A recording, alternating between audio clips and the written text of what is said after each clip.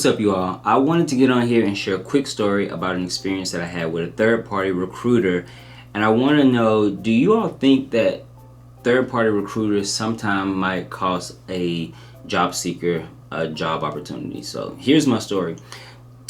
I was about to say today because I'm still up, but yesterday, a recruiter hit me up on an email and they were saying, "Hey, I saw your profile.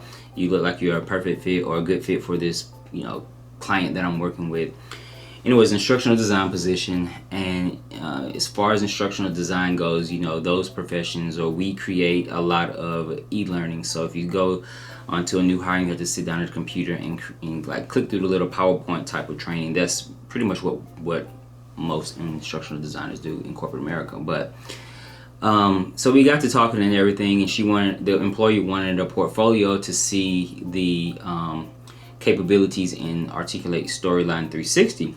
So I sent her over some files, 3 documents, 2 PDFs, and actually 3 PDFs. Two were quick reference guides, and then one was an instructor-led training document, and then the other 3 were the actual storyline courses that I built out. But the thing is that you have to have storyline, and it is something that only e-learning professionals or people in related fields you typically have. It's not like Microsoft Office or even Adobe, Creative Cloud. So she wasn't able to open the files, and she was asking me how would the employer be able to view the file. She go through this whole thing and sending me like this screen capture of like the job description, asking for the Articulate files and everything. And I was like, well, yeah, I have 3 Articulate files or storyline files in the folder, and I was like, I can go in here and just to make it easier, rename these and then put them in a subfolder so they're just the Articulate files that you can get to. Still confusion.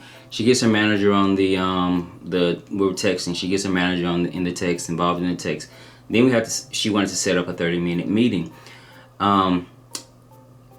Then just over the course of the meeting, she goes on to tell me that most people have a proper portfolio, and they can because she's seen other people's portfolio in the past and everything, and I took a little offense to that. But then it's like, okay, it's like maybe it's a cultural difference, and on the East Coast, proper is typically not like I guess condescending thing. So I kind of took it that way really quickly. But so I explained to her, I said, well, I feel like it's different for instructional designers, and to have a proper portfolio, it isn't just PDFs, because I was like, the main reason that the employer wants to see the storyline examples of work is to see if I could do these interactions and these, like drag and drop and click to flip over a card, or, click to reveal, or whatever the interaction might be. And so her biggest concerns was that she couldn't open up the file, and she was just really unsure about the employer being able to see it. And I was like, well, if they're hiring for this position and they're asking for someone to have the skill in this software, I'm pretty sure that they have, the capability to open this file up and view it.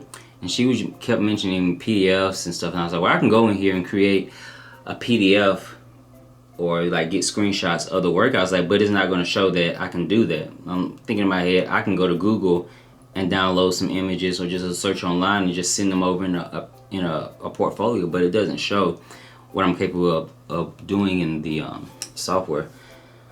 Anyway, long story short, because that went on for hours. My thing is, do you all think that, again, third-party recruiters, because they do have to deal with, in some cases, a lot of different industries, a lot of different professions, a lot of different software, technology, do you think that might sometimes be a negative thing for potential job seekers, even though the recruiter is reaching out to them? Because I think that this recruiting company specializes in IT. So my field is more so in education. It's like ed tech. And I think a lot of people see my job title or what I went to school for, and they think that I'm in industrial technology, which isn't instructional technology, or they think that I'm in some IT field, and they don't really get how this is more of a niche, I guess you could say, type of profession. And I understand that, I don't know, I've had great experiences with third-party recruiters, but this particular situation was interesting because, you know, every time I work with a third party recruiter, it's always been for like e-learning, storyline, captivate sort of things. So they didn't seem to be as confused. And actually, I've never really submitted a portfolio for any of my jobs in the past. So what has you all's experience been working with third party recruiters, if you worked with one before? Do you think that they were more so helpful of getting you a position, or do you think it was more of a hindrance because they didn't really understand what you were, or what your field was, or what your experience, or, you know, your job functions were?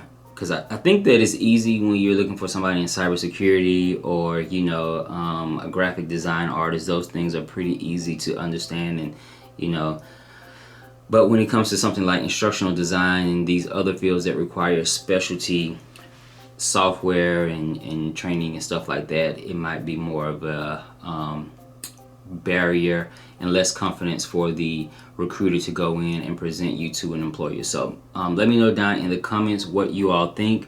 Again, if you are looking to improve your career, if you don't really know what you want to do, check out my books. Or if you know somebody who, you know, a young college student, a young high school student, they're trying to figure out what they want to do and they don't have a lot of guidance or mentorships around life after college, check out my books, The Struggle is Real, From High School to Careers, and then The Ultimate Career Plan book. And you can find both of those on Amazon and Barnes & Noble. But until then, I'll see you all next time.